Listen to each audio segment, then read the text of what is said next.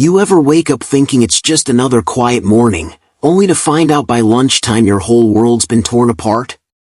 That was me. I thought I was just running an errand to the bank, but instead, I walked straight into the cruelest betrayal of my life, and it wasn't from a stranger, it was from the man I once trusted like my own son.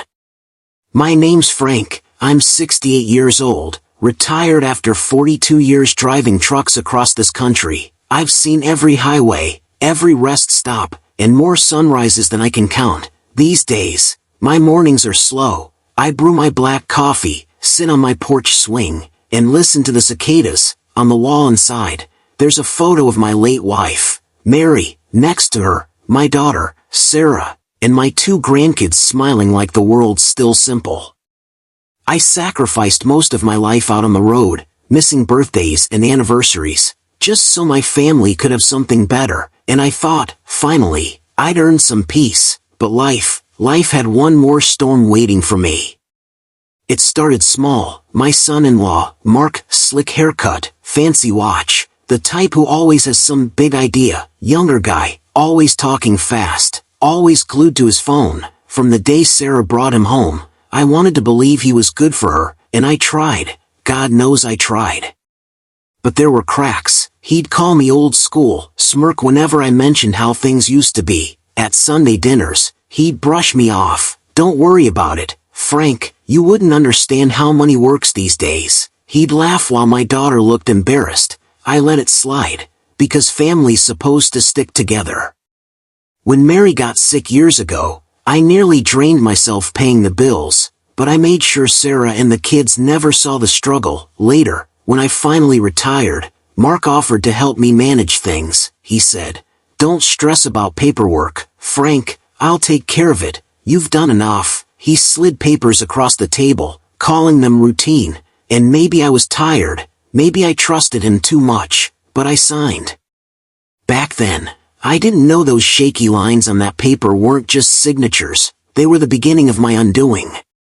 One Tuesday morning, I walked into the bank like I'd done 100 times, just wanted to check my savings, maybe take out a little cash for the grandkids, but the teller gave me a look I'll never forget, pity, mixed with fear. She said, "Mr. Johnson, you need to sit down."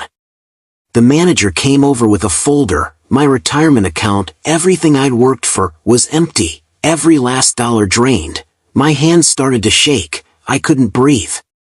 I asked who, how, and then he said the name, Mark, my son-in-law. Turns out, those papers he had me sign months back, they gave him power of attorney, legal control over my money, and he'd used it all. Transferred my savings into some new business venture he was bragging about around town. I confronted him later, his words still burn. "Frank, you're old, you wouldn't know what to do with that kind of money. I did what was best for everyone." I didn't shout, I didn't swing my fist, I just looked at him. My chest ached like I'd been stabbed, but I kept my dignity, and I walked away, whispering to myself, "You'll regret this." That night, I sat on my porch under the quiet stars, Mary's photo in my hand. I whispered, "Help me be smart, sweetheart." I went back through old records, called an old friend from church who used to practice law. I spoke with a bank clerk who respected me, and she showed me where every dollar had gone. Mark thought I was too slow, too old, too broken down to fight back, but what he didn't understand is that age teaches patience. I didn't rush, I didn't panic. I built my case brick by brick. Each night, I sat under that yellow porch light, scribbling notes, lining up evidence, praying quietly for strength, and slowly, a plan came together, not for revenge out of anger, but for justice, for dignity. Mark started calling, first polite, then angry. "Frank, you don't understand what you're doing, just let it go." Emails followed, then texts, long rants about how I'd ruin everything if I kept pushing. But I stayed calm. I'd weathered storms on the highway with 18 wheels behind me and nothing but black ice under me. Compared to that, this boy's panic was just noise. The more I stayed silent, the more he cracked, his arrogance slipped, desperation showing through, and I realized something powerful. For the first time in a long time, my age wasn't a weakness, it was my sharpest weapon. The night of the community town hall, Mark was center stage, smiling, pitching his business project to neighbors, promising returns, asking for investments. He stood there so sure of himself. I walked in slow, steady. People turned. "Frank," they whispered. I carried a folder under my arm. My old lawyer friend followed. When Mark finished his slick speech, I cleared my throat. "Mind if an old man says a few words?" The room went silent.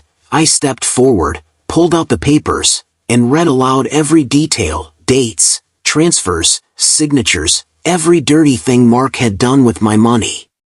Gasps filled the room, whispers spread like wildfire. Mark's face went pale. He stammered excuses, tried to laugh it off, but then I said the line that sealed his fate. "You didn't just steal from me, Mark, you stole from the man who gave his life for this family, and now, you've lost every ounce of trust this town had in you." The room turned. Investors backed away. My daughter's eyes filled with tears, not for him, but for the truth finally laid bare. And Mark? He stood frozen, humiliated, stripped of his lies in front of everyone. In the weeks that followed, Mark's business collapsed. Neighbors wanted nothing to do with him. Sarah made her choices, hard ones, and I stayed quiet. I wasn't there to gloat.